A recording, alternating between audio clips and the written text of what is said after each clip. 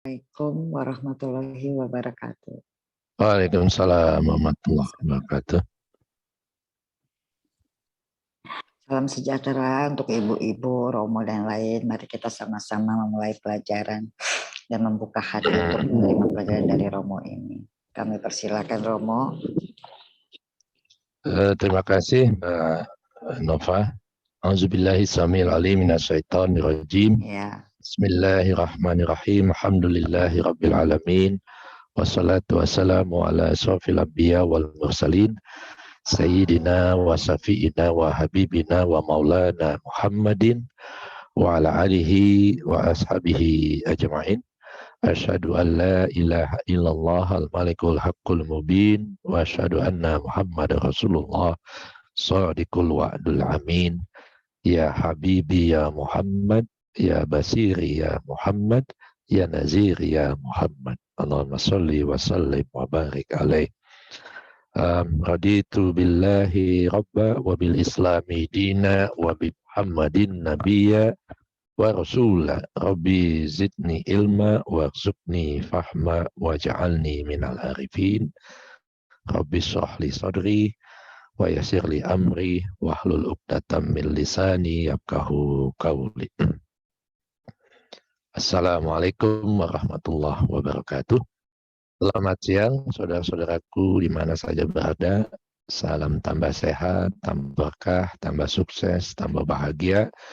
Salam kebajikan, namaste, namo buddhaya. Puji syukur kehadirat Allah Subhanahu wa taala, kita masih bisa ketemu lagi. Beberapa waktu lalu sampai kemarin malam saudara kita almarhum Ibu Intan Nugroho telah mendahului kita. Mudah-mudahan nanti malam yang bisa turut serta mendoakan tahlil nanti malam secara online dengan Bang Abu, Bang Damai, sama Pak Wayan dan saya. Mudah-mudahan kita bisa mengiringi perjalanan Ibu Intan sampai pada asalnya kembali kepada Allah Subhanahu wa taala. Amin ya rabbal alamin. Kita diberikan kekuatan untuk senantiasa istiqomah, mentadaburi dan memaknai betapa pentingnya kita selalu berada di jalannya, sehingga apapun yang datang menjemput kita, dimanapun, kapanpun kita siap. Siap kan kalau dijemput. Jadi saya masih simpen itu WA-nya Ibu Intan nanya apa gitu.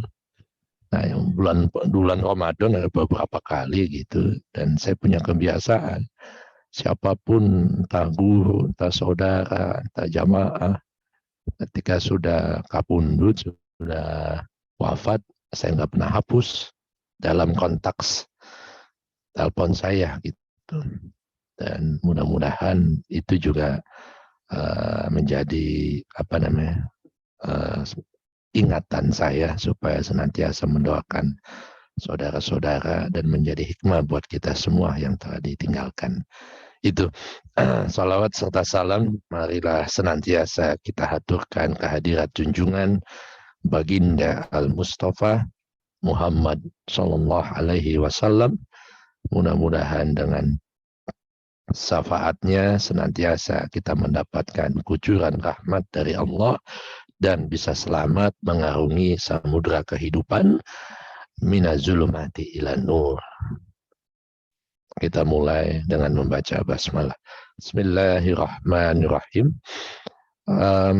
Siang hari ini saya ingin berbagi dalam makom. Makom itu tanjakan ya. Kalau hal itu keadaan. Jadi makom spiritual yang sering disepelekan, terutama ketika dalam sholat, yang disebut jeda atau tumakninah. Orangnya disebut mutmainah, gitu kan. Jadi posisinya atau keadaannya, makomnya disebut tumanina. Ada satu cerita, saya lagi senang ngutip Jalaluddin Rumi ini dalam Masnawi. di sebuah hutan yang rindang ada kepompong yang menempel di ranting pohon. Kepompong itu terlihat bergerak ke sana kemari hingga sedikit terbuka. Kepompong kan biasa ketutup karena goyang-goyang angin, jadi dia agak kebuka gitu. Di tempat yang sama, seorang anak sedang asik mengamati kupu-kupu untuk keluar dari kepompong itu. Sejenak ia melihat dengan takjub. Si anak itu melihat kepompong yang kupu-kupunya mau keluar. Karena kelelahan, kecapean habis main bola, lalu kupu-kupu itu menghentikan usahanya. Artinya si anak-anak ini ada yang habis main bola terus ngejar kupu-kupu yang sudah keluar dari kepompong, ada yang asik memperhatikan proses itu. Kupu-kupu itu, kepompong ini kan ulat di dalam, dia sedang berpuasa itu sebenarnya. Jadi proses untuk menjadi sesuatu yang indah itu perlu penderitaan. Kalau kita belajar dari kepompong menjadi kupu-kupu, gitu. Jadi nggak ada kamusnya, gitu kan, nggak ada rumusnya. Mau indah, mau benar, mau baik kalau tidak mengalami penderitaan. Sudah terlalu banyak makhluk Tuhan yang lain, khususnya binatang, yang mencontohkan demikian. Ular juga begitu. Dia mau luas cepat dalam lari atau berjalan gitu, dia juga harus berpuasa setelah bermacam-macam makanan atau binatang yang dilahapnya, sehingga tidak bisa jalan, lalu harus berpuasa dan ganti kulit. Itu bagian dari proses untuk meluaskan gerakannya kembali, gitu kan. Si anak ini berniat membantu makhluk tak berdaya ini. Tentu saja ia lakukan dengan itikat baik. Ia ingin segera melihat adegan indah kupu-kupu yang keluar dari kepompong. Lalu ia pergi untuk mengambil gunting dan membuka kepompong itu. Yang sedikit tapi masih susah keluar. Maksudnya mau disobek. Gitu. Sang kupu-kupu seketika dapat keluar dengan mudah, tetapi badannya begitu ringkih dan sayapnya keriput. Si anak tetap berharap kupu-kupu itu segera dapat mengepakkan sayapnya. Tapi malang, sang kupu-kupu tidak dapat terbang dan ia harus menghabiskan seluruh hidupnya dengan merangkak. Si anak pun mendapat pelajaran sangat berharga dari peristiwa tersebut. Gerakan kupu-kupu di dalam kepompong yang terlihat seperti kesusahan, kepayahan, dan memakan waktu, ternyata menghasilkan enzim tertentu yang membuat badannya lebih kuat serta sayapnya lebih mengembang. Ini Rumi ini. Sampai sebenarnya Rumi ini sufi atau orang biologi sih sebenarnya, apa zoologi gitu kan, ahli binatang gitu. Ada aja gitu. Makanya setiap ininya, puisi-puisinya itu kalau nggak binatang, kebanyakan binatang ya. Tapi selalu dibawa ke arah sana, ke arah tauhid gitu. Filosofi kepompong dan kupu-kupu ini sebenarnya dalam keseharian begitu dekat dengan kita. Kehidupan modern terutama saat ini, ya, kalau kita lihat, Rumi udah ngomong begitu tuh. Jadi zamannya ternyata sudah modern gitu, karena dia juga tinggal di kerajaan kan. Bapaknya seorang penasehat hukum di kerajaan pada saat itu. Jadi kehidupan modern pada saat itu pun, apalagi saat ini seolah-olah menuntut kita untuk selalu tetap bergerak, gitu kan, dengan segala kesibukan, dengan cepat. Pola ini ternyata tidak disadari merembes ke seluruh sistem kehidupan banyak sekali umat manusia. Tidak hanya di kota, tapi juga di kampung-kampung, gitu kan. Karena sudah kena wabah high-tech teknologi. Dari soal makan, Sejak lama kita sudah dimanjakan dengan makanan siap saji, mie instan, apalagi yang instan-instan. Ya, mie instan semuanya instan sekarang kebanyakan itu kan. Makanan siap saji dengan ada yang GoFood, Shopee Food, wah macam-macam gitu. Sebutin aja semua. Yang dalam hitungan menit kita sudah bisa mendapatkan makanan itu dan memuaskan perut kita. Itu baru segi makanan. Semuanya serba instan. Nggak usah keluar kemana-mana, di kamar aja lantai 135, ya kan?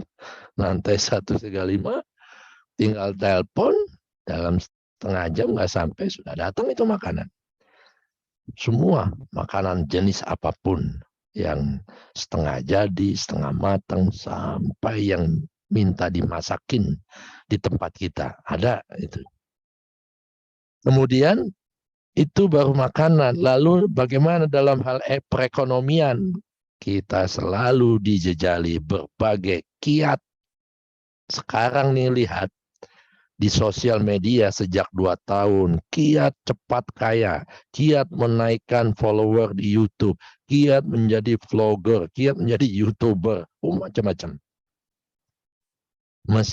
Meskipun kita tidak jarang ya, ketemu ujung-ujungnya berbuntut resiko yang cukup besar gitu kan.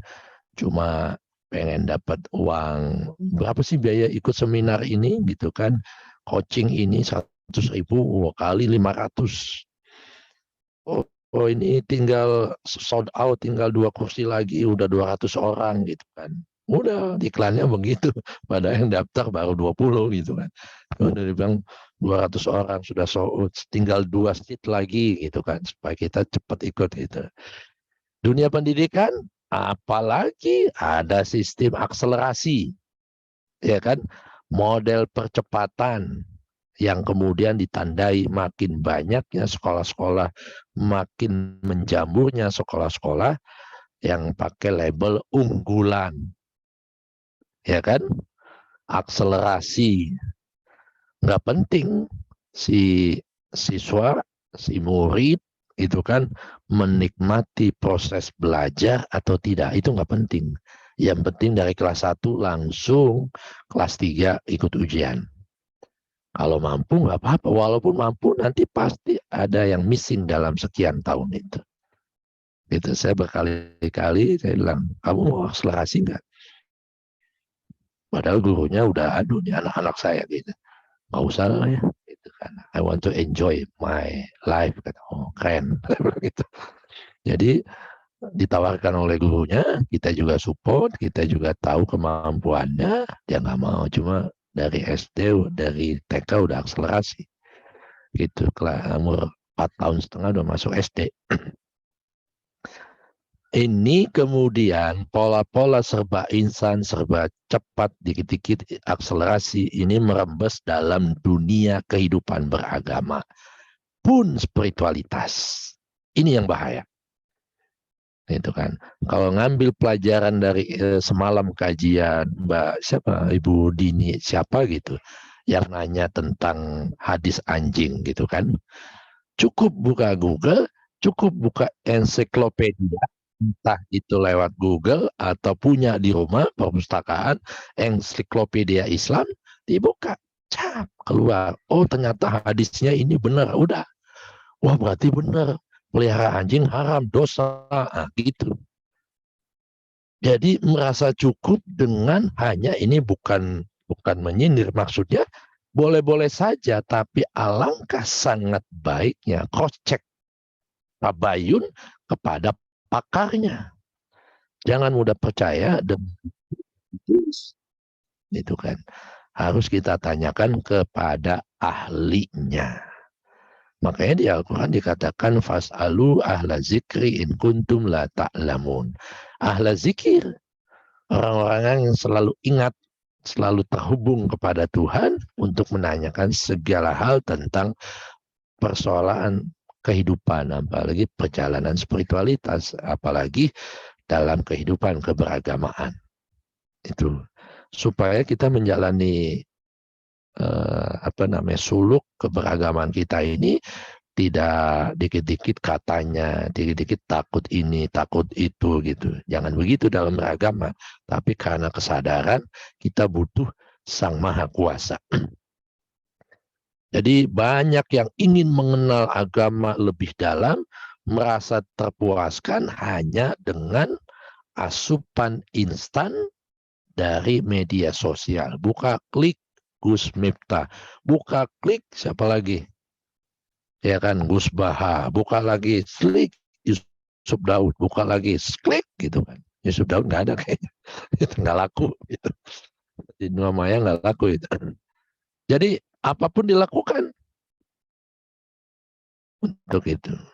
Padahal dalam Islam sudah dianjurkan untuk selalu menggerakkan diri gitu kan, bergerak. Bergerak artinya melangkah dari satu titik berangkat menuju titik tujuan. Dan itu sudah digambarkan dalam perilaku kita dalam sholat yang disebut tumak nina. Jadi tumak nina ini suasana ketentraman hati karena terpengaruh oleh sesuatu yang membuat kita menjadi bertransformasi gitu.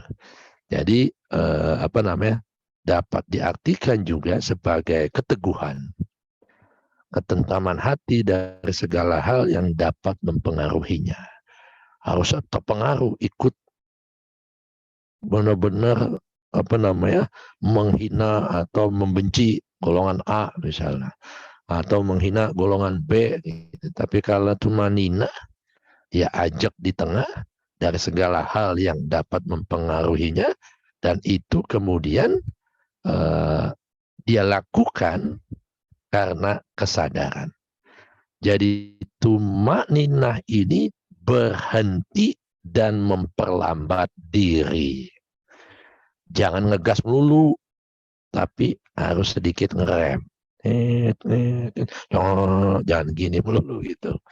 Jadi Rumi bilang, tumanina ini bukan berarti berhenti dan memperlambat diri itu secara permanen, tapi bergerak dengan kesadaran. Dan dalam Islam kita juga diperintahkan untuk melakukan yang tadi saya bilang, sholat tumak ninahnya itu. Kalau tumak ninahnya kurang pas, nggak benar, itu cermin dirinya juga belum ajak, belum istiqomah, belum mantap sebagai pribadi orang beriman. Tumpah-tumpah belum begini, udah langsung sujud lagi dan sebagainya. Jadi kenapa pentingnya tumanina? Karena sebagai nilai-nilai kebaikan yang merefleksikan dalam kehidupan kita. Karena air yang bergerak itu akan membersihkan apapun yang dilaluinya. Itu. Jadi tumanina dalam proses kehidupan juga akan mengkristalkan segala prinsip-prinsip hidup kita. Sehingga menjadi selalu lebur dalam kesadaran. Gitu. Ya ayyuhallazina amanu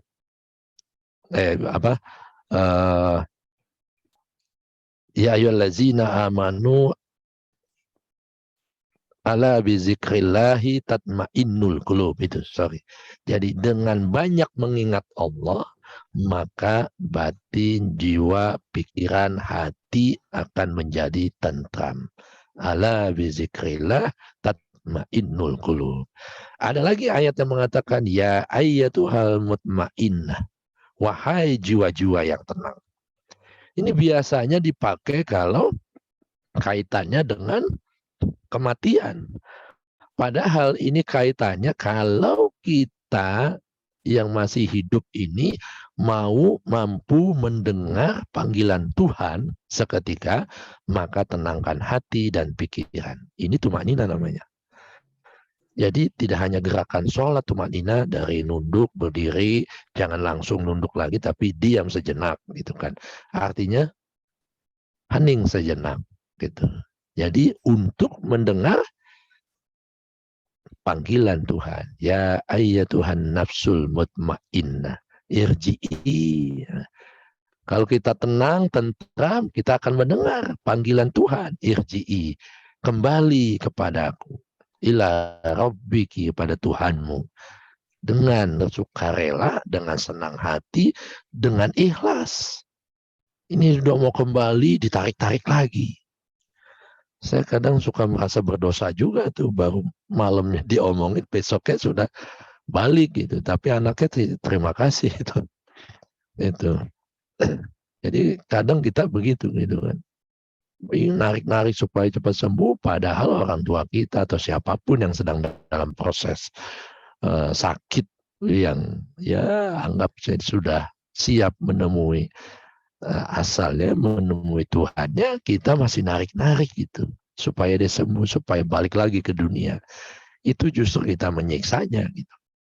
Nah, ini sebenarnya ayat yang dipakai ini, surat Al-Fajr ini, bahwa orang yang hidup yang dipanggil.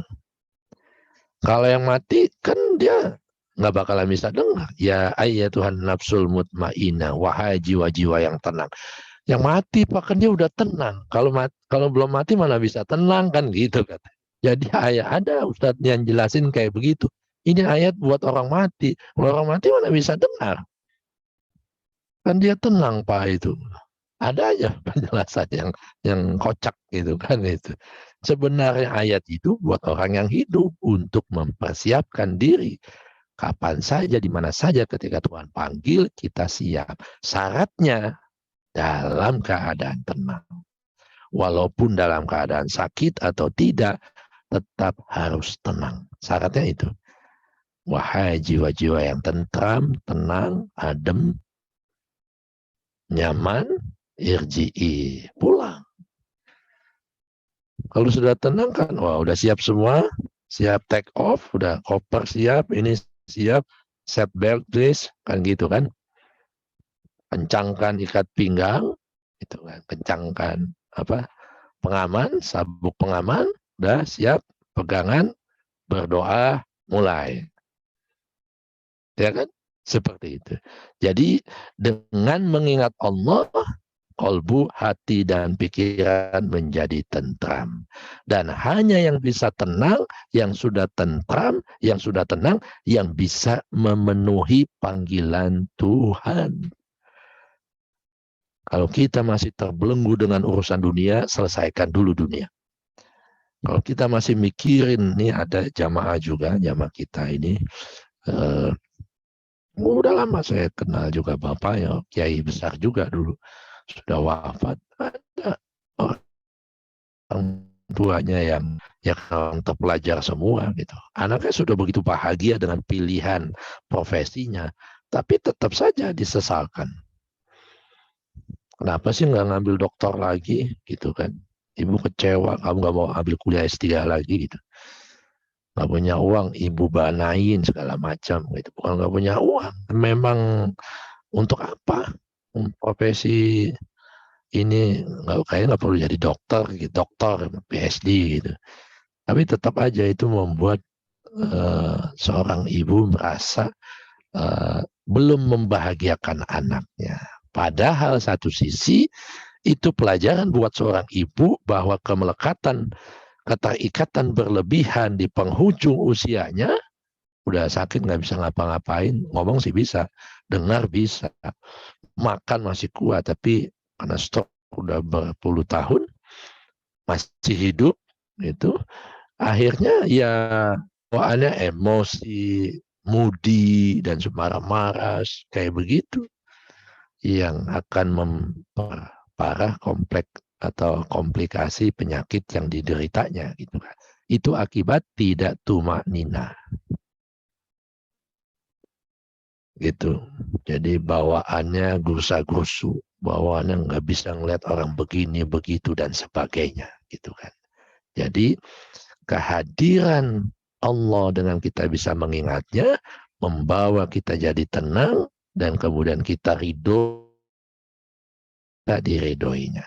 Itu yang akan membuka cakrawala apapun dalam kehidupan, sehingga selalu ada kemudahan, selalu ada kelancaran dalam segala hal. Itu. Kalau pandemi ininya 3M, kalau ini 5M. Senyum, senyum, senyum, senyum, senyum. Hidupnya penuh dengan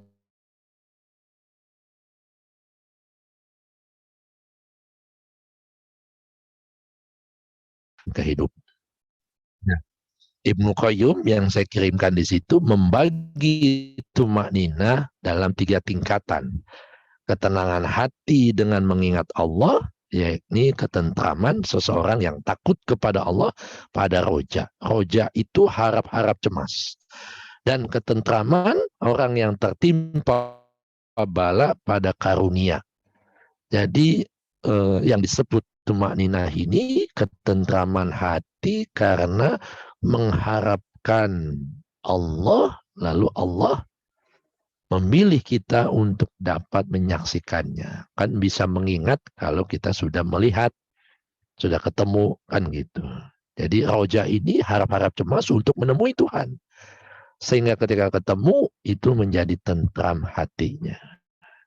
Dan ketentraman orang yang tertimpa bala pada karunia. Maksudnya apa?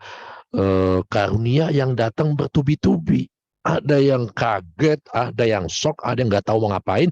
Tapi ketika dia tumaknina atau mutmainna, maka dia menghadapinya itu tenang aja, nggak euforia. Alhamdulillah, oh dapat ini loh semua. Alhamdulillah, maksudnya apa? Gitu cerita sana kemari. Jadi tenang aja, dapat undian, tahapan BCA, ternyata di kantor juga dapat undian sebagai salah satu kontributor terbaik di kantor karena setia bekerja di kantor dan sebagainya misalnya seperti itu. Jadi banyak hal yang membuat kita tentram. Kedua, ketentraman hati, jiwa, dan pikiran karena penyingkapan kasaf. Jadi rindu untuk pulang lalu dibukain pintu. Ya kan? Itu. Nabi saking rindunya pulang ketuk pintu sudah jam berapa saja pulang ngajar, pulang mensyahadatkan para sahabatnya itu pulang jam 3 jelang subuh pulang ke rumah. Mentok pintu nggak dibukain, terus saja dia di situ tenang, tentram sampai dibukakan. Itu tenang, tentram. Jadi ketentraman seorang perindu pada saat pertemuan dan ketentraman perpisahan pada saat pertemuan. Jadi ketika jam'un, union, maupun farkun, separation, berpisah kepada Tuhan, selalu dalam keadaan tenang, tidak bergejolak. Makanya dalam Al-Quran ada surat Al-Zalzalah, Iza zulzilatil ardu zilzalaha. Ya kan? Itu. Nah, saya buka ayatnya. Nah, yang ketiga, ketentraman ketika menyaksikan Tuhan pada wujud jamaliyahnya. Jadi pada wujud keindahan Allah Subhanahu wa taala. Ini yang bikin tenang itu ketika Allah menampakkan wajah indahnya. Kalau bikin kita kaget, bikin kita terperajat, bikin kita terpesona yang waduh, misalnya wow kan lain, waduh sama wow kan lain, ya kan ekspresinya. Ini bisa terjadi ketika kita melihat keindahan.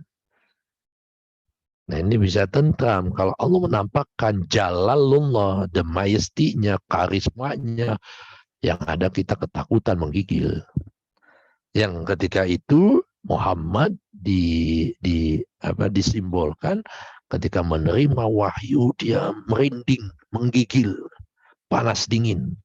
Sampai-sampai sama istrinya dia ngomong zammiluni, zammiluni, zammiluni. Makanya ada surat Al-Muzammil. Zammiluni itu artinya, kata kerjanya artinya itu, selimuti aku dong, cepetan selimuti aku. Itu. Bukan diselimuti pakai selimut, apa namanya? Apa tuh namanya? Kalau di Amar kan, Jadi bukan selimut itu maksudnya. Jadi panas dinginnya itu ekspresi jiwa karena dia diliputi oleh cahayanya, diselimuti oleh kebesaran Allah Subhanahu wa taala. Gitu. Jadi zamiluni, zamiluni maksudnya selimuti, jangan dilepas.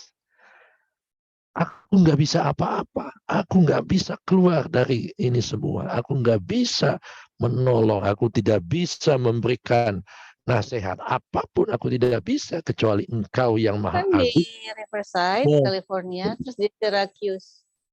meliputi aku, katanya gitu.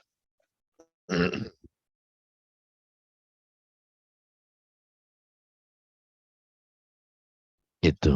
Jadi ada yang mengatakan zamiluni diselimuti, lalu Nabi di kasur di dipannya itu kedinginan diselimuti gitu, ke apa menggigil diselimuti. Enggak begitu. Kemen amat Nabi Muhammad, ya kan? Kemen kan kalau begitu. Jadi Muhammad ini orang yang tegar, nggak cengeng. Tempaannya itu sejak umur balita sudah ditempa. 5 tahun sudah ngangon kambing, ngangon domba, sudah menjadi penggembala domba dan kambing. Umur 5 tahun sampai 12 tahun. Masa gitu doang cengeng? Kayaknya nggak mungkin. Ya, karena salah tafsir jadi terkesan apa namanya, Nabi aja sampai kayak gitu gitu. Ada unsur yang lain.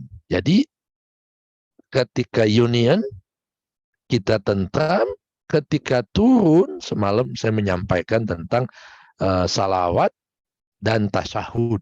Kalau kita tahiyat awal dan tahiyat akhir. Tahiyat awal itu ketika kita lebur. Union, jam'un, itu makomnya. Lebur atau bersatu.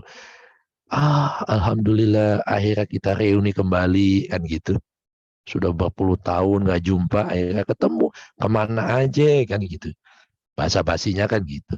Begitupun kita dengan Tuhan. Lu kemana aja gue tunggu-tungguin gitu kan. Iya nih rezekinya baru sekarang. Bukan. Double lu kata Tuhan gitu kan. Jadi kemudian udah enak, reuni segala macam. Mau tugas dunia masih ada lagi. Belum selesai ya harus turun. Nah itu yang disebut tasahud akhir. Senantiasa menyaksikan kehadiran Tuhan di dunia ini. Jadi berpisahnya pun ya secara fisik tapi batinnya selalu terhubung pada Tuhan. Nah perpisahannya ini, separation ini membawa ketentraman. Makanya Ibnu Qayyim itu mengatakan demikian. Yang apa namanya? Yang ini yang kedua itu sebagai mukasafah itu. Yang ketiga ketentraman itu tumanina, menyaksikan Tuhan pada kelembutan. Yang ketiga ini kasihnya ketentraman pada bako setelah fananya. Tadi bako itu jam'un. Itu. Jadi dia abadi walaupun sesaat, dan ketentraman ini berkaitan juga dengan kesadaran bagaimana kita menihilkan diri, melepaskan ego, melepaskan hawa nafsu. Jadi untuk kembali kepada Tuhan, lepaskan segala keterikatan. Untuk kembali kepadanya dengan ridho dan diridhoinya. Dan masuk kita ke dalam golongan hamba-hambanya. Ke dalam dirinya. Ini disebut dalam spiritualitas tasawuf. Ini disebut jam'un, union, dan farkun atau separation. Itu. Tumak-nina juga dibagi menjadi 3. Jadi yang awam, yang khusus, dan ada yang khusus bil khusus. VVIP. Yang awam biasa dilakukan ketika hamba baru pada level sampai mengingat Allah. Yang kedua, tumak-nina bagi seorang hamba khusus, mereka merasa tenang karena sudah rela dengan segala apapun kejadian yang terjadi padanya. Takdir misalnya. Kebaikan dan keburukan dia sudah tidak terpengaruh. Nah, ini termasuk orang yang sudah tumak-nina. gitu kan, atas keputusan apapun yang terjadi pada fenomena kehidupannya. Sabar atas cobaan, tegar atas ujian, dan taubat atas azab yang menimpa sekelilingnya. Ikhlas, benar, dan sabar akan membawa kepada muttaqin, orang-orang yang bertakwa, tenang, penuh dengan kesadaran. Yang ketiga, ketenangan bagi tumanina bagi kalangan yang sudah khusus bil khusus. Mereka dapat mengalami ketenangan karena mengetahui rahasianya rahasia. Rahasia dirinya, rahasia alam semesta, dan rahasia Tuhannya. Makanya harap tenang sedang ada ujian. Selalu gitu kan? Kalau kita ujian sekolah, ujian CPNS, dan sebagainya. Ujian di kampus, pasti gitu tuh ngomongnya tuh. Harap tenang ada ujian. Jadi kalau ada ujian artinya ada kenaikan kelas. Kalau mau naik kelas, tenangkan hati dan pikiran. Itu. Jadi tetaplah tenang. Pikiran disebut hening saat ia bebas dari keluhan. Bebas dari penghakiman, itulah tumaknina. Bebas dari keakuan yang menyebut diri lebih begini, lebih begitu, paling bisa ini, paling bisa itu. Saya saat pikiran hening atau tumaknina atau bening, di sanalah akan muncul yang namanya unconditional love, mahabbah. Kecintaan atas apapun kejadian terhadap dirinya dan sekitarnya. Saya sering mengatakannya itu sebagai cara Tuhan menyapa kita. Sidik jari Tuhan terlalu banyak di mana-mana. Kalau kita nggak ngenalin, makanya harus benar-benar kita rasakan tuh. Sidik jari itu berupa ujian, teguran, atau azab dalam kehidupan.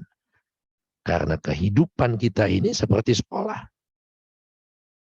Kalau seperti sekolah, ada kenaikan kelasnya, ada tingkatannya, kan gitu. Nah, untuk sampai pada tingkatan yang diidam-idamkan, kembali ke asal, ya ayat Tuhan nafsul mutmainah, irji'i ila rabbiki, kembali kepada Tuhan, maka jalannya adalah tidak tergoyahkan. Itu. Jadi, mana tadi, iza zulzilatil ardu zilzalaha. Jadi zalzalah itu kegoncangan. Kalau goncang, mana bisa tumanina. Jadi hati kita pun harus tenang. Apabila bumi diguncangkan dengan goncangan yang dahsyat. Apabila diri kita ini digoncangkan dengan segala fenomena kejadian yang luar biasa. Kadang diterpa ujian yang nggak ada habisnya, seolah-olah nggak ada habisnya. Baru nafas lega sebentar, datang lagi ujian dari anak. Ya kan? Breaking news, baru saja susah payah ngurusin banjir di mana, di Bandung. Breaking news lagi, dikasih hentak oleh Tuhan. Ditemukan Eril di pintu besar itu. Di apa namanya? Di Sungai Are kan, di ujungnya gitu. Jadi itulah kehidupan. Bila diri kita diguncang oleh banyak sekali guncangan yang dahsyat dan telah mengeluarkan beban-beban berat yang dikandungnya. Wa ahrajatil ashqalaha. Jadi diri kita ini mengeluarkan apa? Keluh kesah, sumpah serapah. Ada yang menggugat Tuhan. Tuhan, kenapa sih gua melulu? Padahal rajin sholat, rajin tahajud, rajin sedekah. Kenapa terus-terusan dapat ibadah? Kenapa gua melulu yang dapat ujian, nggak naik-naik? Ini apa namanya, kedudukan di kantor jabatan. Padahal gue yang paling rajin, nggak pernah ngambil annual leave, nggak pernah ngambil cuti. Itu kan, itu yang disebut wa ahrajatil ashqalaha. Jadi bumi, diri kita keluar semua isi-isinya. segala isinya. Ini bukan ngomongin gempa bumi ini. Bukan. Ini ngomongin manusia tuh kayak begitu. Kalau belum tumaknina. Wa qalal insan malaha. Dan manusia bertanya, apa yang terjadi padaku? Maka disebut insan. Insan ini manusia jenis manusia yang rohani. Basar manusia fisik, insan manusia rohani. Anas manusia fisik, jasmani, dan rohani. Makanya yang bertanya, insan, kenapa sih gitu? Apa yang terjadi pada diriku? Pada mikrokosmosku ini, al-ardi ini, bumi ini disebut bumi kecil ini, tubuh kita. Apa yang terjadi dengan diriku? Katanya gitu. Yauma izin tuhaddisu ahbaroha. Pada hari ini, yauma izin tuhaddisu ahbaroha. Pada hari ini, tubuh kita menyampaikan apapun yang terjadi dalam diri kita ini. Bi anna rabbaka auhalaha. Karena sesungguhnya Tuhan telah memerintahkan hal itu. Jadi kita gonjang-ganjing gitu kan. Digonjang-ganjingkan supaya kita mencari jalan ketenangan. Kalau sudah tenang, ada gonjang-ganjing kiri kanan, tetap aja fokus di dalam. Bayangin kalau hidup nggak tenang, goyang-goyang. Nggak fokus. Kalau nggak fokus, hidup nggak fokus, nggak tenang, pasti hasilnya berantakan semuanya. Mendidik anak berantakan, berumah tangga, nauzubillah berantakan. Dalam karir, apalagi yang ada sikut kanan, sikut kiri, dan sebagainya. Menendang yang tidak disukai, gitu kan. Menggenggam berlebihan apa yang disukainya. Seolah-olah abadi jabatannya, kedudukannya, kekuasaannya. Saya senang juga tuh ungkapan Ridwan Kamil bilang, saya ini punya kekuasaan tapi powerless. Ya, di Bandung gue bisa gerakan semua ribuan orang untuk nyari itu. Tapi di cuma 20 orang, alhamdulillah.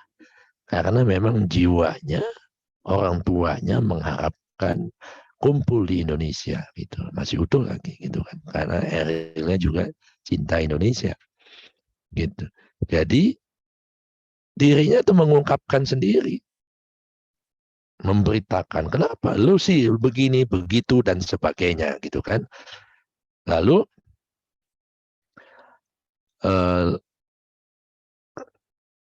yauma idzi yasdurun nas astatan liyurau a'malahum faman ya'mal misqala dzarratin khairan yarah wa may ya'mal misqala dzarratin syarran yarah. Pada hari itu, pada hari ini manusia keluar dari kuburnya. Manusia yang mana? Manusia yang dimensi batin. Jadi jiwanya harus keluar bebas, lepas, merdeka dari belenggu, dari kungkungan raganya. Jadi selama jiwa belum bisa tenang, artinya jiwa itu masih dalam kungkungan jasmani atau raganya, terpenjara. Makanya Nabi mengatakan, apa tanda kiamat ketika ditanya oleh malaikat Jibril? Antalidal ammah rabbataha. Ketika budak wanita, tanda kutip, melahirkan tuannya. Budak wanita ini raga kita. Tuannya adalah al-insan. Manusia dimensi ruh atau ruhaninya atau jiwanya bebas, lepas, merdeka dari gonjang-ganjing kehidupan yang membelenggunya. Itu yang disebut manusia keluar dari kuburnya dalam keadaan berkelompok-kelompok. Berkelompok-kelompok dan untuk diperlihatkan kepadanya segala amal perbuatannya. Berkelompok, mana jiwa yang tenang, mana yang gerusa-gerusu, mana yang antara keduanya, atau sama sekali yang sudah nyerah. Mati aja sekalian. Kalau sudah nyerah kayak begitu biasanya langsung diambil aja, dimusnahkan karena nggak ada guna. Makanya Tuhan mencipta, mengembangbiakan, menumbuhkan. Kalau sudah waktunya nggak ada guna, dimatikan. Brahma, Wisnu, Siwa kan menghancurkan. Siwa kan dewa penghancur. Generator, operator, destruktor. God, disingkat God. Jadi siapapun dari kita, sekecil apapun ada kebajikan, itu bisa membuat kita tenang. Ini surat Al-Zalzalah, isinya cuma 8 ayat, tapi pesannya luar biasa ini. Supaya kita hidup fokus, jangan zulzilah, jangan terombang-ambing oleh kehidupan yang melenakan, yang fana ini. Nah, hadis tasawuf, Rumi mengatakan demikian. Dalam Ibnu Qayyim ini bukan seorang sufi, tapi dia seorang teolog, takalimun, mengatakan demikian. Nah, dalam filsafat Jawa, kearifan luhur Nusantara, ada ajaran yang namanya ndangak, ada yang namanya ndilu. Pernah dengar nggak? Orang Jawa ada. Saya belum ketemu padanan bahasa Sundanya itu. Sunda juga ada itu. Pernah saya dengar ndangaknya, tapi ndiluknya belum ketemu tuh oleh Hasan Mustafa, Haji Hasan Mustafa. Tasawufnya Hasan Mustafa. Nah, jadi filosofi leluhur Jawa ini ada ndangak ketika kita kan ketika habis ruku lalu naik. Nah, ini ndangak nih. Tumak nina ini ndangak sebenar, jangan langsung begini. Pelan, oke, gitu kan. Baru pelan-pelan ndiluk lagi. Apa sih maksudnya? Satu, ndangak ini kita melihat ke atas. Bukan begini sih sebenarnya. Ketika habis ruku dia langsung begini. Tatap masa depan dengan penuh rasa syukur bersama asyakir, bersama Tuhan. Kalau pakai bahasa tasawuf gitu kan. Dalam hidup kita butuh namanya pencapaian. Dalam hidup kita butuh prestasi yang kita tuju. Keberhasilan dan sebagainya yang berada di atas kita. Untuk apa? Untuk kita terus melangkah dalam rangka memotivasi diri. Oh, dia bisa, gue juga bisa. Tidur yang sama-sama, waktunya 24 jam kok. Gitu kan. Jadi ndangak dan ndilu, ini filosofi Jawa maksudnya. Ndangak itu begini, dari nunduk, gini, tegak gitu. Ndangak juga berarti menjaga semangat untuk selalu belajar. Dia bisa tuh umur 66 tahun menghafal Al-Quran, orang Perancis, orang bule, mu'alaf bisa tuh menghafal satu Al-Quran. Karena emang niat sungguh-sungguh, mestinya kita juga lebih bisa. Apalagi kita asalnya dari awal lahir sudah jadi orang Islam, karena orang tua Islam. Gitu kan. Kepada siapa saja yang kita nilai keterampilannya, bisnisnya lebih sustain dan keahliannya yang berada di atas rata-rata kita, kita patut belajar kepadanya. Jadi melihat pencapaian orang untuk jadi pelajaran sebagai lesson learned. Pelajaran untuk kita lakukan juga. Syukur-syukur bisa melebihi yang menjadi yang memotivasi kita.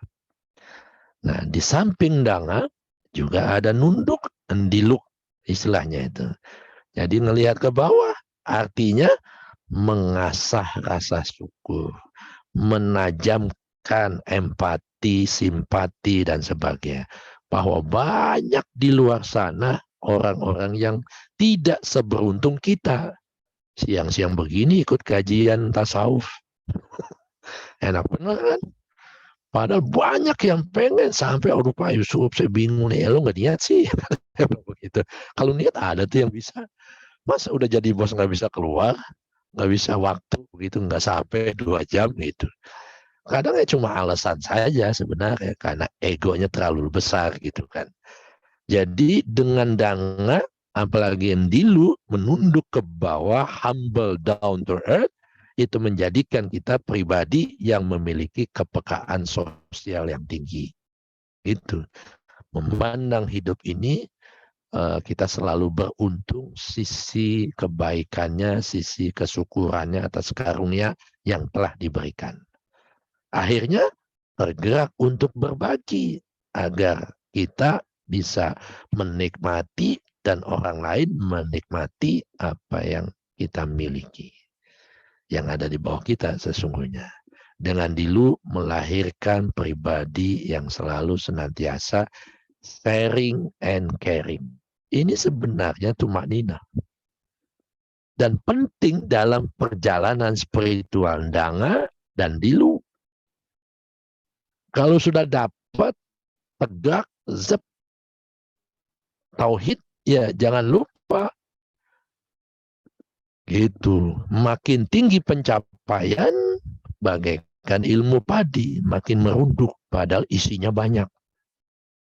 Ini kan baru 1-2 ilmu, udah kayak rasanya udah paling tahu semua. Sampai Konfusius mengatakan yang banyak ngomong, itu tanda tidak banyak pengetahuan. Yang those who keep silent knows too much. Gitu kan. Yang banyak diam, silent, hening, kalau banyak ilmu yang dikuasainya. Gitu. Biasanya yang ilmunya baru 1-2 jurus itu betantang betenteng. Yang ilmunya menguasai ratusan jurus biasanya justru dia kalem, nggak kelihatan dia guru besarnya gitu.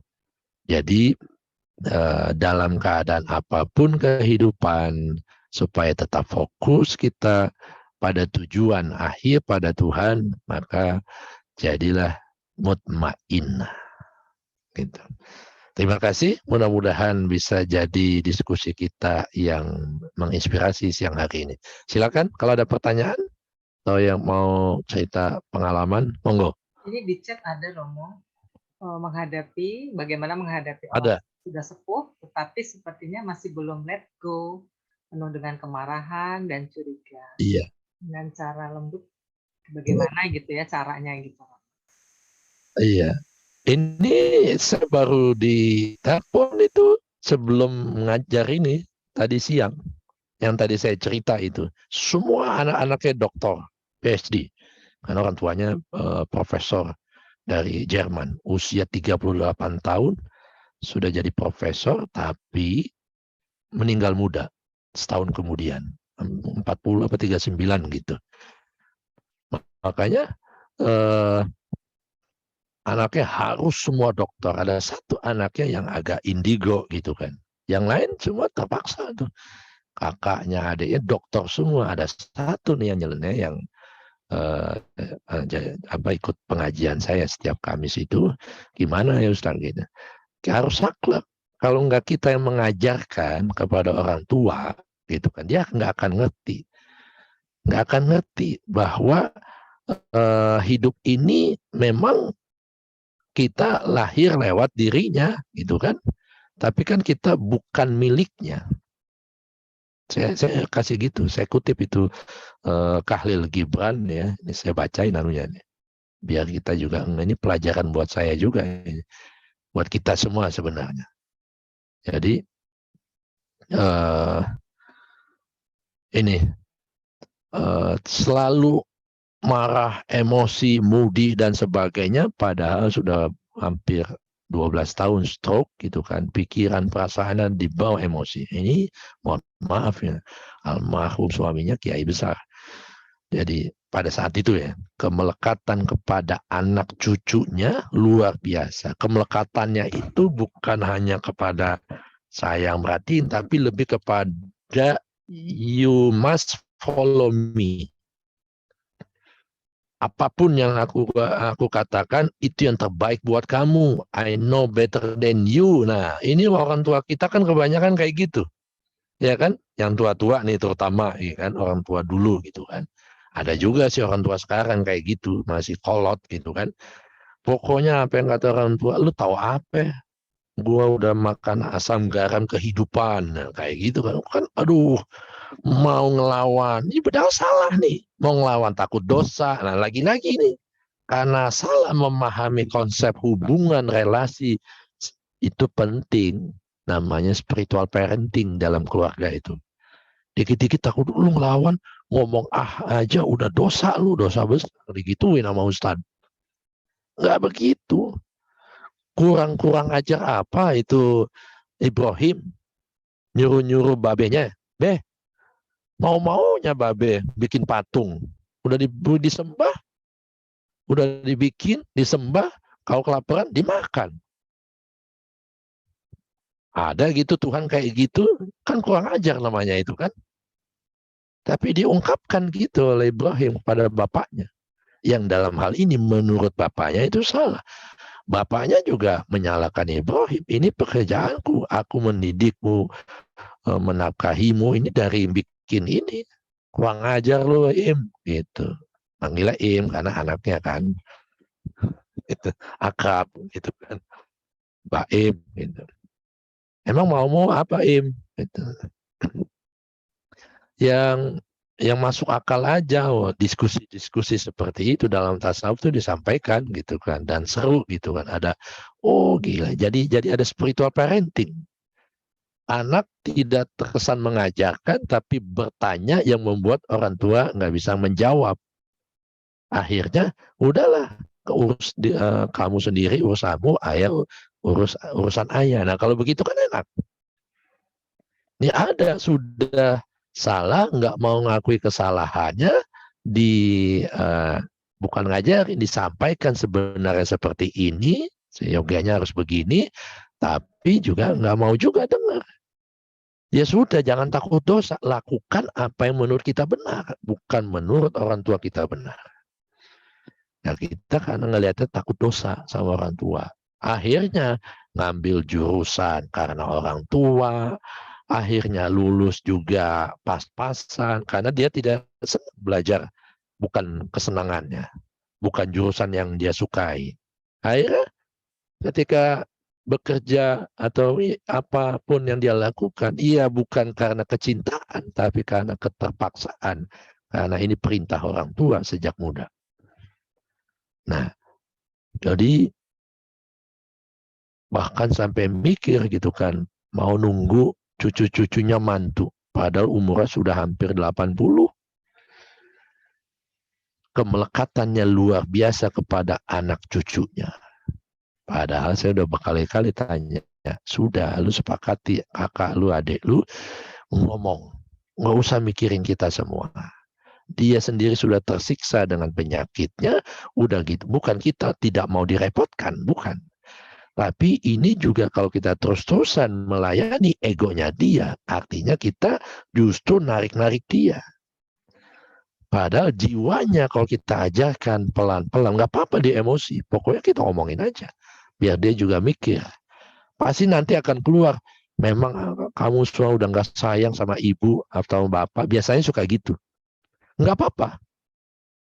Nggak apa-apa. Kita harus tega demi kelancaran untuk dia bisa melepaskan keterikatan kepada dunianya ini, yaitu anak cucunya. Saya bilang begitu. Benar. Yang saya ngomong ini kemudian diomongin, dimarahin semuanya. Bah, kamu ingin mama mati ya? Menyumpahin. Nggak apa-apa. Biarin aja. Padahal maksud kita begitu. Satu, emosi apinya sudah mulai berkurang. Marahnya tinggi, tapi sebenarnya dia juga udah nggak tahu, nggak bisa ngapa-ngapain. Seperti itu. Jadi sedih anak-anaknya, kakaknya, adiknya. Bilang, jangan ditinggal, temenin. Nanti lu tinggal, dia berangkat, lu malah nyesel, nggak ada di sampingnya gitu kan. Banyak pelajaran gitu. Pokoknya kesampingkan dosa itu. Niat, udah lama kita semua bahagia dengan kehidupan pilihan yang kami pilih selama ini. Saya ajarin begitu. Nggak usah mikirin, alhamdulillah insya Allah anak cucu mama juga udah sehat, afiat, bahagia, tenang, tentram, sukses dan sebagainya. Udah mau fokus saja ibadah. Lepaskan kita semua, ikhlaskan semuanya. Kita juga udah ikhlas. Kalau mau sembuh, Insya Allah Tuhan sembuhkan. Kalau diberikan yang terbaik, Allah yang paling tahu. Jadi nggak usah mikirin kita semua. Itu ngomong kayak begitu, anak takut dosa. Karena apa? Ya dogma masa lalu. Kan kita begitu kan. Nggak dosa bukan doain mati, bukan. Kita justru berdosa kalau terus narik-narik dia pengen sembuh seperti sedia kala. Dari umur juga sudah cukup, udah banyak diskonnya. Dalam keseharian sudah nggak bisa ngapa-ngapain, selalu butuh asisten. Kamar aja, di kasur aja, mau ke kamar mandi nggak bisa, mau apa yang nggak bisa, semua butuh bantuan. Itu sudah dirinya sudah menderita dan bikin susah anak-anak. Ya anak sih tenang aja, tapi kan juga we have life to move on, kan gitu. Nah ini yang kadang kita suka nggak tega. Harus tega. Demi sayang kita pada Tuhan, lepaskan dia. Kalau dia nggak mau lepas, biarin aja. Sedikit kita tega, cuekin dia, nggak apa-apa. Bukan berarti kemudian dilepas gitu aja. Dalam kata-kata kita bisikan, kita selalu sayang pada orang tua. Untuk apa? Untuk kita senantiasa minta ridho dan sebagainya. Sudah cukup ridho doa dari orang tua. Sekarang tugas kita mendoakan, melepaskan orang tua supaya bisa diberikan yang terbaik oleh Tuhan. Itu nggak mau usah mikir macam-macam. Wong 5 menit aja masih hidup aja kita nggak tahu, ya kan? Nggak takut, nggak bakalan marah uang lagi. Tahu nggak ibu? Tahu nggak bapak? 5 menit lagi kita masih hidup. Siapa yang menjaminnya? Kan Tuhan. Jadi kok bisa-bisanya mau nungguin cucu mantu? Siapa yang menjamin kita nanti cucu kita pas mantu kita masih hidup? Kan nggak ada yang tahu kecuali Tuhan. Maka sangka baiklah pada Tuhan, selalu penuh dengan ketenangan. Saya suruh bisikin. Oh marah-marah, akhirnya sedih juga katanya. Jadi udah 2 bulan dia pulang ke Jawa, dia lagi merantau di Sumatera. Ayo gimana? Alhamdulillah Romo, akhirnya aku boleh juga diridhoi untuk pulang gitu. Mas sudah kembali ke Sumatera gitu. Udah, biarin aja. Kakak-kakakmu kalau misalnya ini juga jangan terlalu ini. Pokoknya ada 1 orang yang bantuin itu. Jangan terlalu dimanja, harus begini begitu, jangan. Itu tidak mendidik jiwanya. Biologisnya tua, tapi jiwanya masih anak-anak. Jadi kita yang lebih tahu harus ngasih tahu. Gitu. Apalagi zaman sekarang kan banyak anak-anak indigo. Gitu. Jadi ingat kejadian adik kita semua tenang, tidak berdoa untuk saya kembali dalam hitungan jam pulang dengan tenang. Oh gitu, oke. Bagaimana ada orang tua yang sudah sepuh tapi seperti yang masih belum let go? Ya itu tadi itu. Kita harus berani berkata atau tega mengatakan itu tadi dengan bahasa yang lembut dari hati ke hati sambil elus-elus, sambil pijit-pijit. Saya ajarin itu begitu. Insya Allah dia mau mengerti gitu kan. Nggak jadi marah, yang ada tetes air mata yang keluar. Pasti itu. Tapi saya ketika diizinin malah nggak tega. Oh ninggalin, ya terserah kalau gitu. Saya bilang gitu. Itu. Jadi jangan sungkan. Yang penting niat kita tuh baik, bukan cepat kayak mati dan gue udah pengen dapat warisan, ya bukan begitu. Tapi lebih kepada memang nggak tega melihat penderitaan orang tua atau siapapun yang sedang dalam kesakitan. Apalagi kalau sudah sakaratul maut. Kalau belum sakaratul maut saja masih kayak begini, kebayang sakaratul mautnya kayak gimana. Susah mau pulang. Ada kalau ngelihat, saya paling sering gitu. Kan kasihan. Iya kan? Berpuluh hari, ada yang berbulan-bulan saya lihat rumah sakit. Ini harus ditolong. Di Bandung saya pernah nolong kayak begitu. Sama sahabat saya yang biasa ke Hasan Sadikin itu, dosen di UIN, Sunan Gunung Jati. Ayo nih kita bantu dampingin sakaratul maut. Oh my God, ini pasti ada yang belum rela gitu. Telepon gitu. Sampai begitu. Anaknya jauh-jauh Tat. Gini, terus gimana dong? Ya udah minta nama-nama anaknya gitu, masa nggak ada sih? Sampai kayak begitu. Diobatin sudah nolak, dibawa ke rumah nggak ada yang ngurusin. Kayak gitu kan. Nah, ini penting kita pemahaman itu gitu. Kalau kita tahu gitu kan. Jadi dibisikkan, ngomong pelan-pelan, heart to heart sambil dipijiti, dielus-elus. Orang tua makin seperti anak kecil. Dengan kelembutan Makin itu. yes, makin butuh kasih sayang. Ekspresinya emosi, tapi sebenarnya jiwanya meronta, nangis. Makanya kitanya harus jauh lebih sabar. Hikmah. Sabar kan? Seperti itu. Itu tuh manina. Ini ada Itu. pertanyaan lagi, Romo. Ini kalau orang tuanya sudah demensia Alzheimer, orang tuanya nggak bisa lagi dikasih tahu apakah itu ujian buat anak-anaknya. Nggak bisa dikasih tahu, bukan berarti dia nggak dengar. Ya kan? Gitu. Ngomong aja. Apalagi misalnya sudah berbaring, nggak bisa ngapa-ngapain gitu kan. Ngomong udah susah gitu kan. Jadi apa ya, waktunya makan jam berapa, cuma gitu aja kita tahu siklusnya gitu. Ya ngomong aja di telinganya. Kalau dia masih bisa dengar terus nggak apa-apa. Dia lupa apa yang kita ucapin, nggak apa-apa. Sampaikan aja. Balighu anni walau ayah. Gitu. Bahwa kemelekatan kepada siapapun atau apapun di dunia itu harus segera dilepaskan kalau kita sudah di atas umur 40. Apalagi sudah dalam kondisi sakit.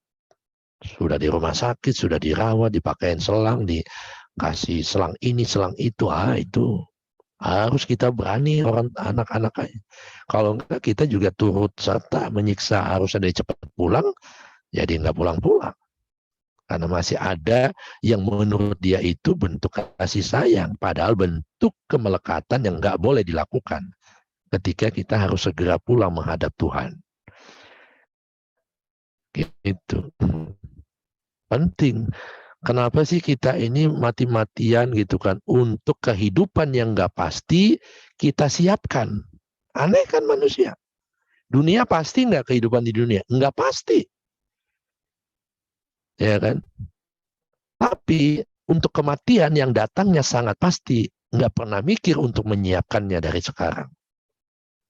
So, mari kita persiapkan diri untuk menyambut, merayakan kematian. Itu death is like a wedding night, kata Jalaluddin Rumi.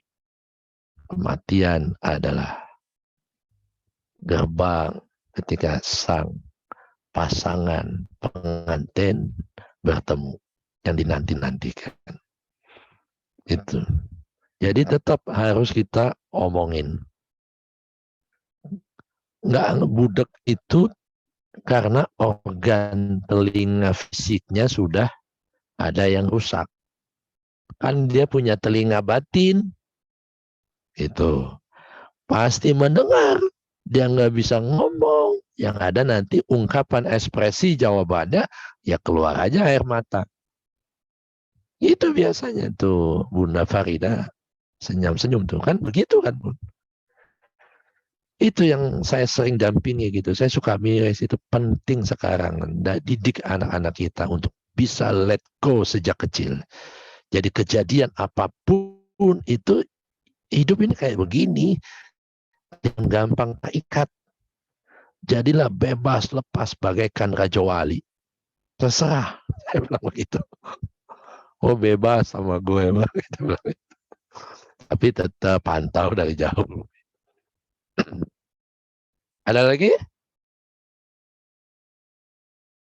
Yang sudah dioleh suaminya dan setiap hari hanya mikirin mau nyusul suaminya gitu. Ini ada gitu kan. Ada kayak gitu juga nih. Terus gimana gitu.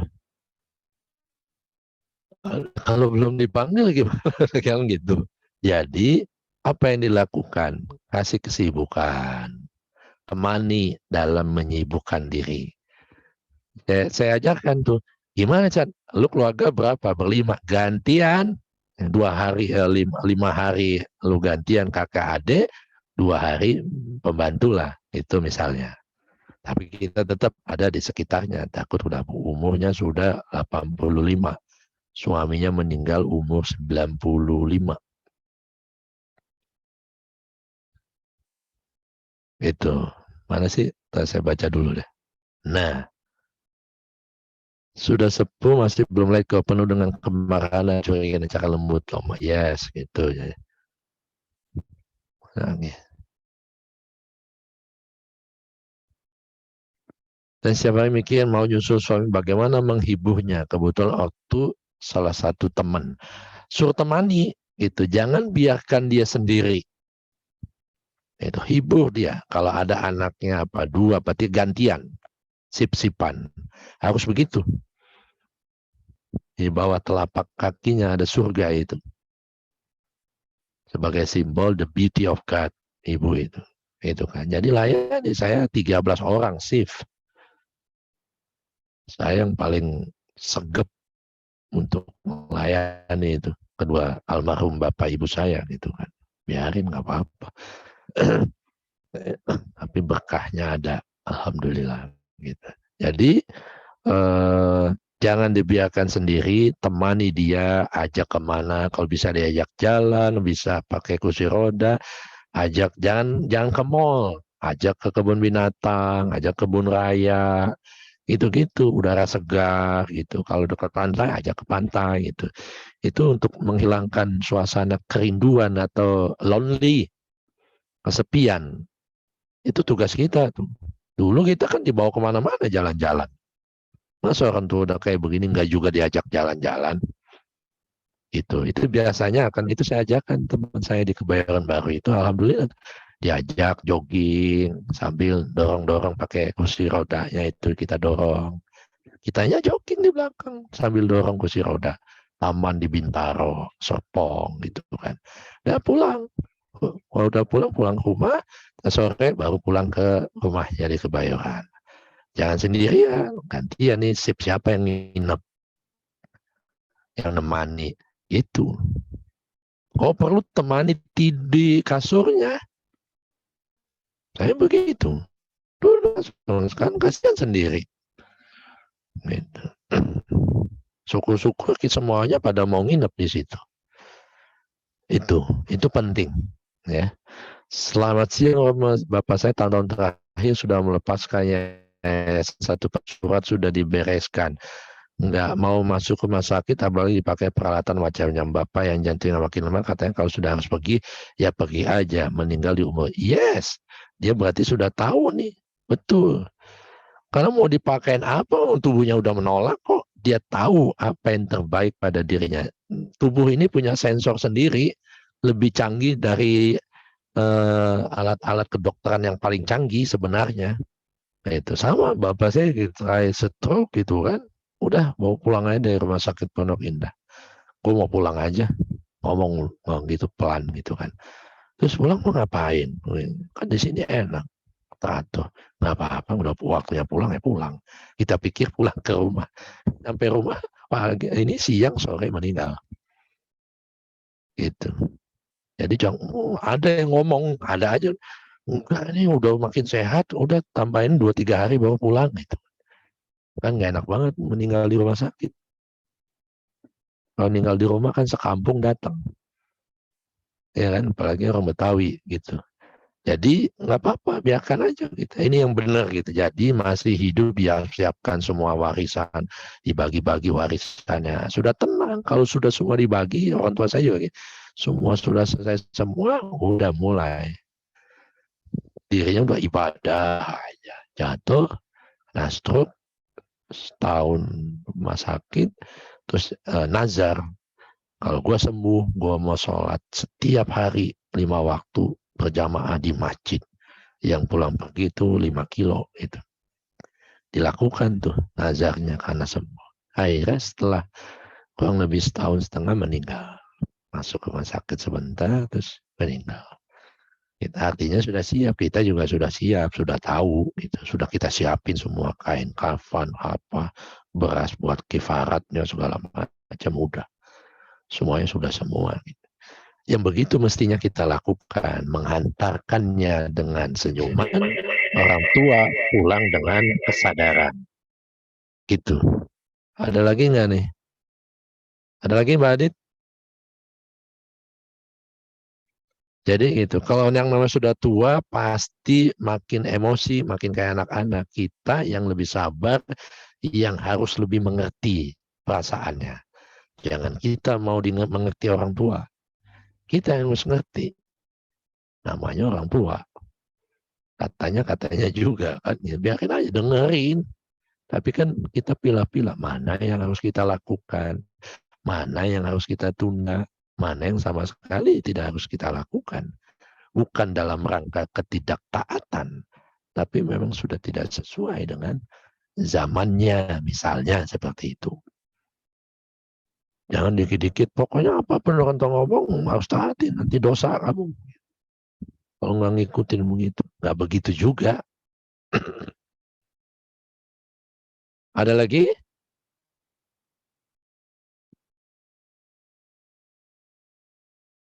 Udah pada makan siang belum sih? Sepertinya Udah ya? nggak ada, Romo. Hah? Nggak ada, Nggak alhamdulillah. ada. Iya, pada ngantuk kali. Udah nggak ada ya Romo ya. Nggak ada. Alhamdulillah, mudah-mudahan jadi. Sudah terjawab semua ya, berarti Iya. Ibu semua ini. Romo, saya mau tanya dong, Romo, yang Ya, inner udah. heart ya, inner voice ya. Itu gimana sih cara mengakses inner voice? Inner voice itu. Iya, salah satunya inner voice itu sebenarnya mengasah ketajaman batin. Salah satu yang paling ampuh sebenarnya, salah satunya ya puasa. Puasa sunnah maupun puasa yang tidak makan, tidak minum, dan juga puasa yang benar-benar mengendalikan hawa nafsu, mengendalikan emosi dan ego. Itu salah satunya yang paling manjur yang saya alami. Puasa dan qiyamul lail. Bukan rokaatnya dibanyakin, tahajudnya bukan hanya itu, tapi qiyam, membangkitkan kesadaran I need God every single moment. Itu namanya qiyamul lail, membangkitkan kesadaran jiwa, kesadaran ruh yang paling asik ketika kita mau berdua-duaan pada Tuhan ya waktu malam.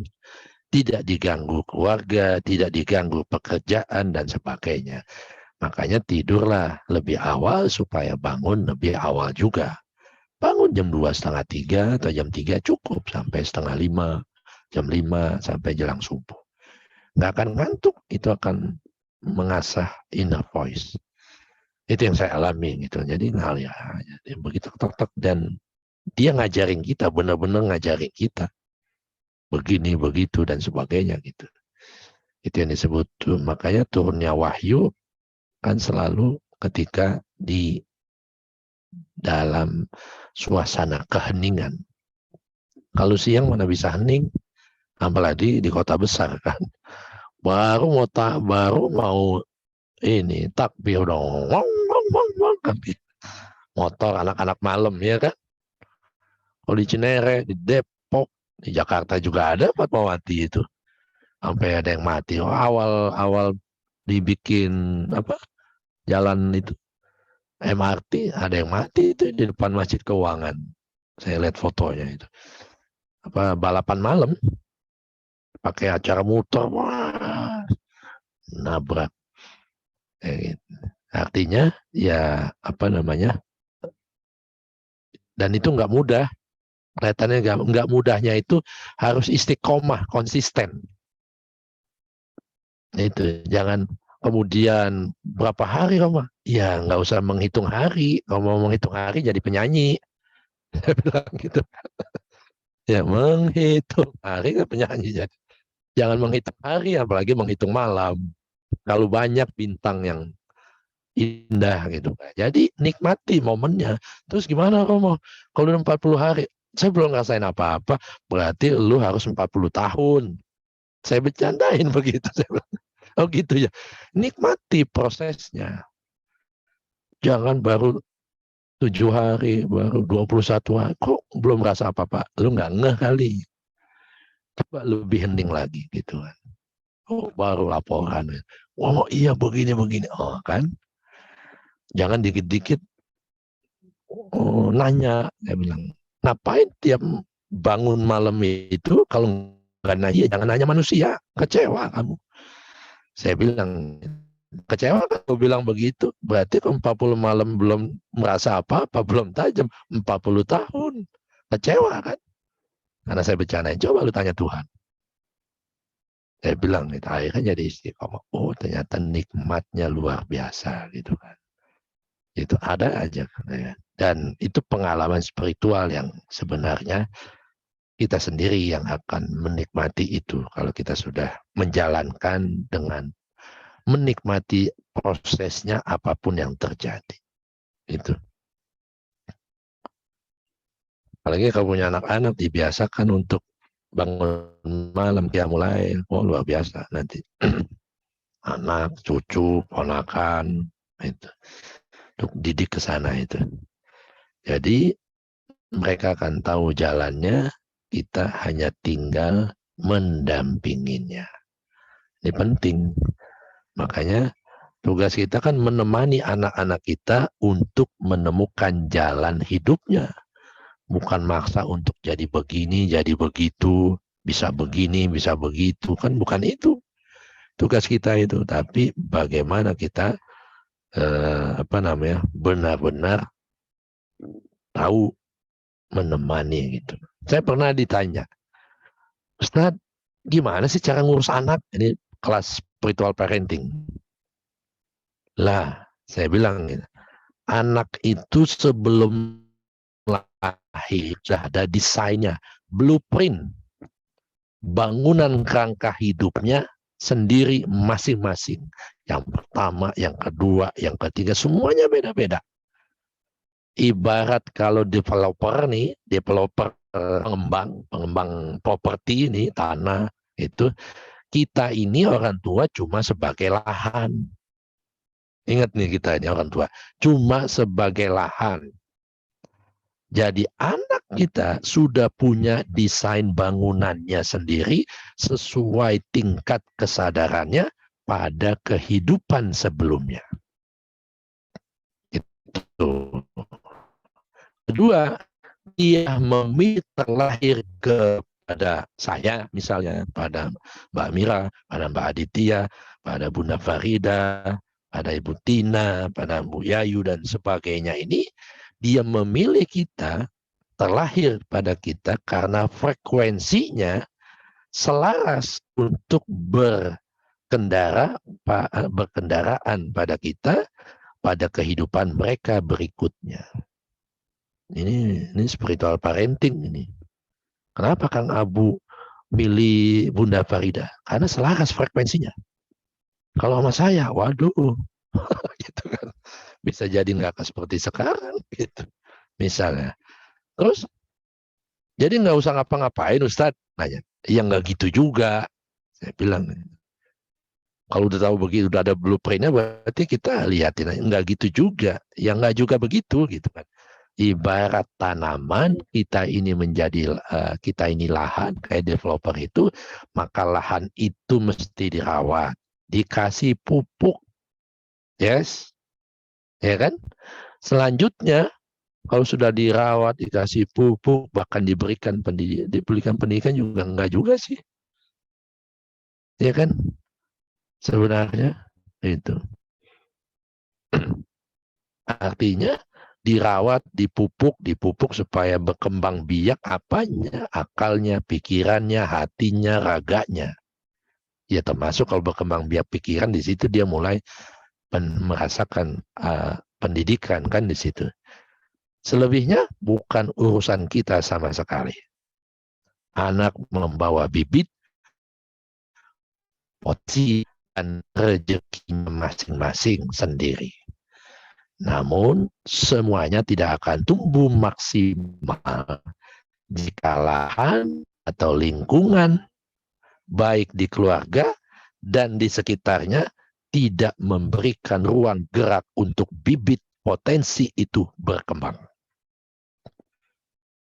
Ya, makanya Khalil Gibran, seorang penyair dari Lebanon yang hijrah ke New York, dia katakan, anakmu, anakmu, tapi dia milik kehidupan.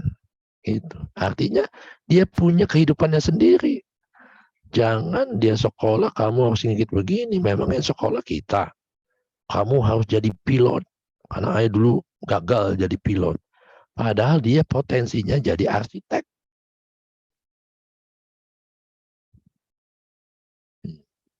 Nah ini yang harus kita sadari gitu kan.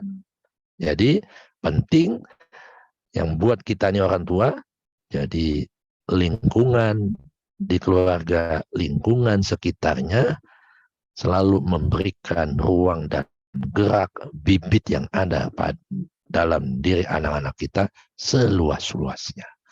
Lu mau ngapain aja silakan, asalkan itu buat terbaik, terindah, dan bikin engkau bahagia dengan jalan yang kau pilih. Itu tugas kita, support, memotivasi. La ikraha fiddin, kalau bahasa agama begitu, tidak ada paksaan dalam memilih jalan hidup. Din di situ a way of life. Anak-anak punya jalan hidupnya masing-masing. Garis tangannya sudah beda-beda.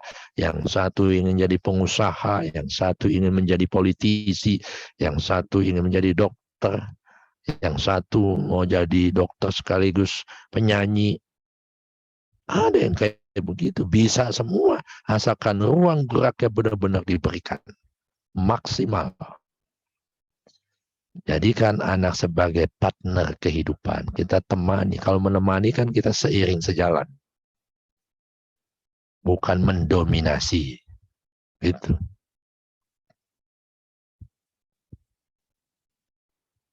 Oke ya, gitu ya. Sedikit tips itu tadi, spiritual parent. Ya. Ada Sama-sama. final statement? Sudah ya, sudah semua ya, sudah.